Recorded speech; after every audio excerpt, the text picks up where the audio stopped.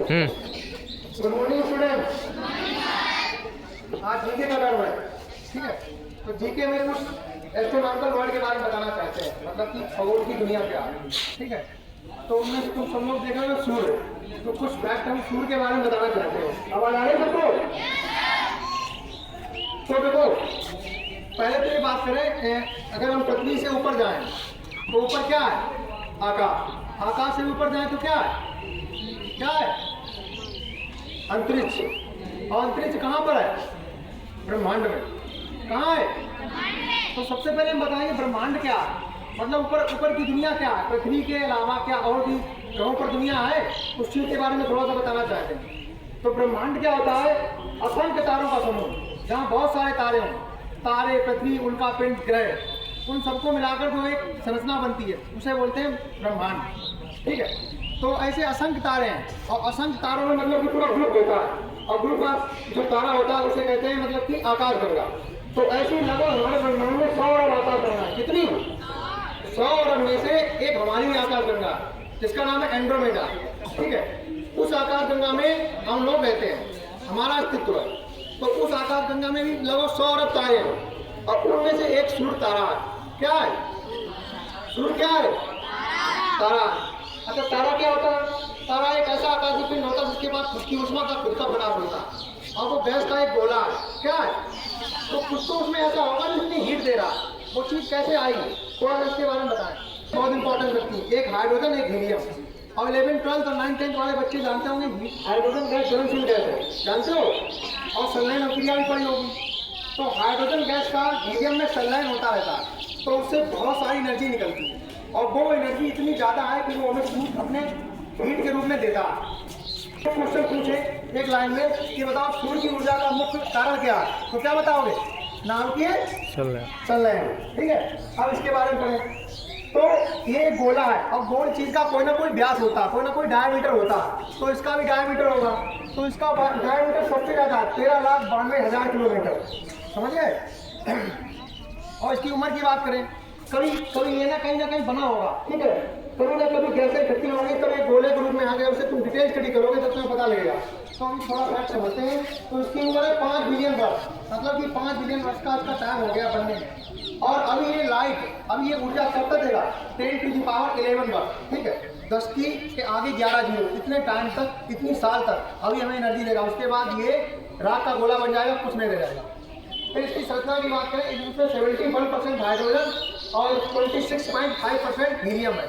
ये 71% हाइड्रोजन लगातार हीलियम में कन्वर्ट होती रहती है, और इसी की वजह से हमें बार बार हीट मिलती रहती है। और इसकी हीट की बात करें, इतना ज़्यादा गर्म है, अगर इसका 1 ग्राम का टुकड़ा उठा लें और यहाँ पृथ्वी पर रख दें तो 145 किलोमीटर की रेडियस में जितने व्यक्ति हैं वो सब खत्म हो जाएंगे, क्योंकि इतनी ज़्यादा हीट निकलेगी, इतना ज़्यादा गर्म है।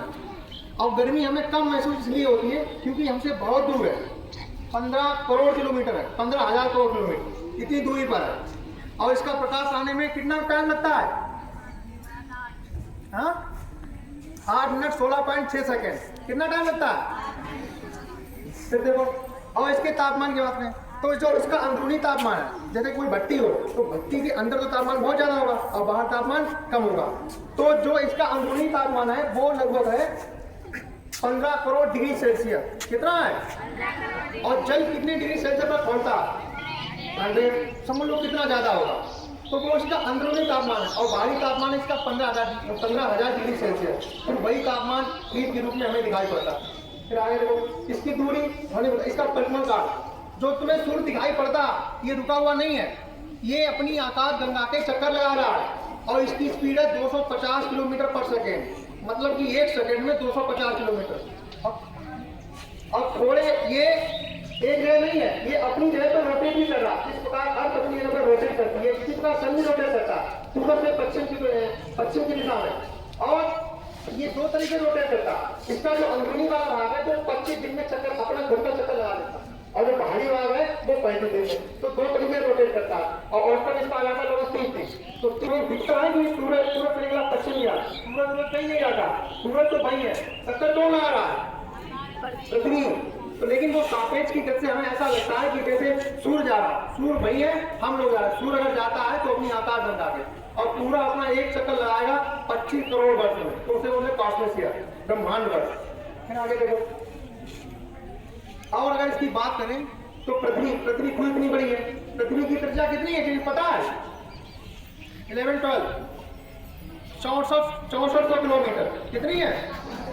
और इसका कोई ना कोई द्रव्यमान होगा, कितना द्रव्यमान है? 5 गुणे 10 24 किलोग्राम, कितना? तो समझ लो, अगर हम एक खोखला अगर हम सूर्य को एक खोखला गोला माने और पृथ्वी को छोटी छोटी गेंदें माने, तो अगर उसमें भरने जाए कि खोखले गोले में गेंद डाले तो लगभग 13 लाख समा जाएंगे। कितनी?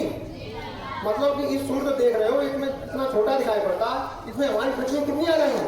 13 लाख, क्योंकि ये बहुत ज्यादा बड़ा है और इसका व्यास है 20 गुना ज्यादा, 109 गुना व्यास ज्यादा।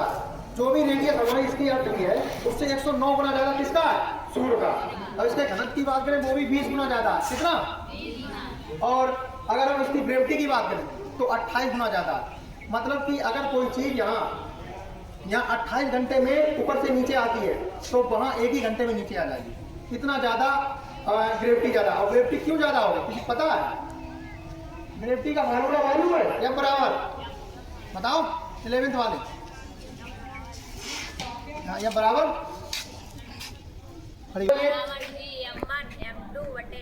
सही है, वेरी गुड। यम पिंडों का द्रव्यमान है, कैपिटल जी क्या है? गुरुत्वाकर्षण नियतांक है, ठीक है। आर उस पिंडों के बीच की दूरी। तो आज इसके बारे में बताया, कल हम तुम्हें अर्थ के बारे में प्रैक्टिस समझाएंगे, ठीक है। Thank you.